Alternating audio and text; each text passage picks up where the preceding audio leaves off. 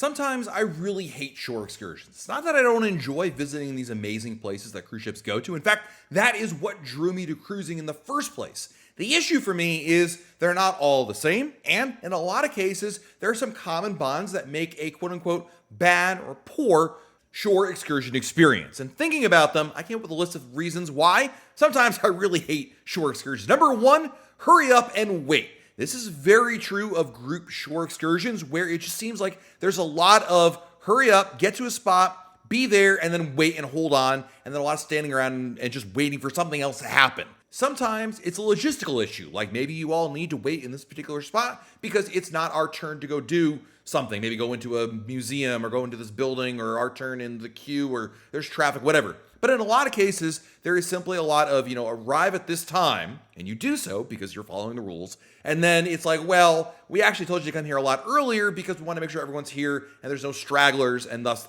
just a lot of hurry up and wait. And wasted time is a huge pet peeve of mine because in many cases when I'm doing these shore excursions and we're standing around, I just think to myself, my goodness, this is time I could have been using to do something really amazing. As an example, in St. Thomas, we took the ferry to St. John, we had to arrive at the theater, and there was a lot of just sitting around waiting for our tour to actually begin, even though we were arriving at the appropriate time. Then we had to wait outside on the pier for the actual ferry to arrive, and then we were waiting on the ferry for the ferry to go because, of course, they had to load up every single person and their mother on board to make sure there weren't any empty seats or anything like that. On top of that, and this kind of piggybacks onto it, is the early meet times. Inevitably, when we do tours, when I was in Europe, we'd always have to meet in the theater at like, dark 30, which, like a 7 a.m. meeting time, right? And like that in and of itself is a reason not to enjoy shore excursions that much. But you get there early, you get up, you do everything, and then you're sitting around waiting, and it's like, I guess I could have had slept an extra 30 minutes for this. Anyway, hurry up and wait, number one. Number two, passengers that are late coming back. Now, this is hard to quantify or to plan for by any means, but in a lot of cases, when you're doing a shore excursion, the tour operator will tell you, hey, listen, we're going to go to this stop now. I want everybody to be back by this time, whatever time it is, right? And like 99% of the people will report back well within that time frame. Most people actually come back much earlier than that. But there's always like one family, one person, one couple that just can't seem to figure out time. Now, sometimes, listen, I get it. Things happen. Life happens. And you get turned around in a foreign country. There could have been a traffic delay. I kind of can see a lot of these things. But in a lot of cases, it's simply people who come back because I didn't realize what the time was, or I lost track of the time. And it's like, okay, but everybody else managed to make it back, so why couldn't you? It just frustrates me. I mean, listen, I don't think I've ever been that guy. Certainly not more than like, a minute or two late, not like 10, 15, 20 minutes late. That's really what we're talking about. And it's those situations, again, going back to the hurry up and wait, where, I did my thing, I'm here, and now we're sitting around waiting to go. Whereas if we had maybe done not a shore excursion through the cruise line or even in a group tour privately, maybe we could have avoided this. Number three is being herded around like cattle. If you've been around a shore excursion, almost any group shore excursion, there is a certain element of cattle herding involved. Now listen, when you have more than 7 people, this is going to happen where you need to have somebody in the front of the line, somebody directing you, and you're being herded around. The problem with being herded around like cattle is it really takes away, in my opinion, a lot of the things that make a shore excursion, or the places you're visiting on a shore excursion, that enticing or interesting. Like, I like that fact that maybe you want to stop and smell the roses, or stop and get a coffee or a croissant, or you want to take a photo with your family. Not to say you can't do those things, by the way, on a group shore excursion. What I'm really talking about is when you're on a tour and they're herding you from point A to point B. But along the way, where you're not supposed to stop, that's where being herded around like cattle can really be an issue.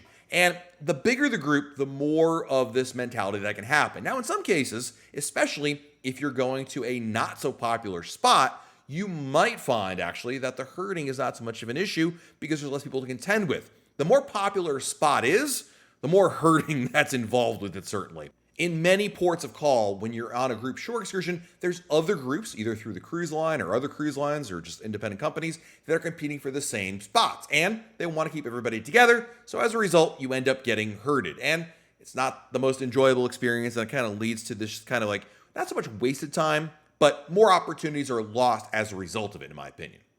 Then, of course, you have the oversold spots. Now, this is definitely a pet peeve of mine. But inevitably, you'll do a shore excursion to a really cool place. Maybe it's somewhere like an amazing ruin or perhaps a natural wonder. Cool. I love those places. But a lot of the shore excursions tend to like lump in other things with them. Like, oh, we'll go see this amazing place and we're gonna do a beach break. Or we're gonna stop at a scenic overlook. And on paper, these sound like great ideas. I mean, who wouldn't want to go after a long day around to enjoy time at the beach or stop for an amazing scenic photo? The problem is like everyone else is doing the exact same thing. And you get there and all of a sudden you realize you're in a sea of people. Now, this is particularly bad on beach break spots. This is where you're doing an excursion and the focus of the excursion is somewhere else, but they're also throwing in a beach break. And the thing is, I think like every other tour does the same thing. And you get there and there's like no chairs. The beach is crowded. There's a bunch of people there. It's just not a great experience overall. Scenic overlooks are nice, and I'll get out and get a photo anyway, but it's just annoying because number one, I usually book the tour not to the scenic overlook for something else. I remember when we were in St. John, we had a very limited amount of time there. And on the way to the beach, without saying anything, the taxi driver decides to stop and give us all a scenic photo opportunity. It's like, okay, this is cool, but we only have like a couple hours here, and I'd rather spend it at the beach than at a scenic overlook. I mean, it is beautiful, and it might be cool to get a photo, but like inevitably, my photos aren't gonna come out that great. And more importantly, I'm on the tour to go do whatever I'm doing on the tour. And I'd want to maximize my time there. Never mind the fact that in some of these places where you stop, there's other tours as well, and people are trying to compete for the right spot, and it just gets very crowded very quickly. I like scenic overlooks in theory, I like beach breaks in theory, but I really don't like when they're oversold or overdone. And the classic, by the way, worst scenic overlook oversold spot is definitely Mountaintop in St. Thomas. Again, it's a great view, don't get me wrong, but man, a lot of people end up at this spot every single time. And the last thing I really hate about shore excursions are the over-narrated tours. Now listen, again, there's nothing wrong with a good narration. Somebody who's there on your drive to wherever, explaining to you important sites, things that have historical significance or cultural significance or really cool facts about the places you're visiting.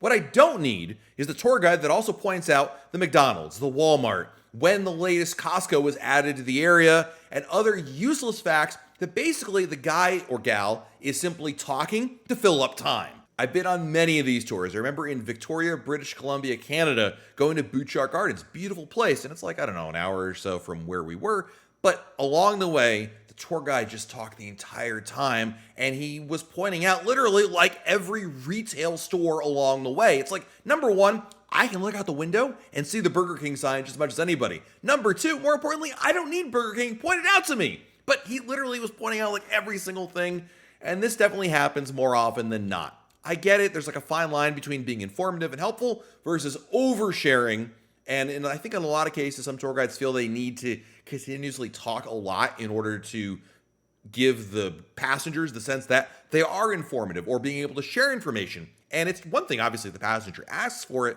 but in a lot of cases, they just simply give way too much needless information that doesn't add to anything. If something's cultural or important or significant, cool.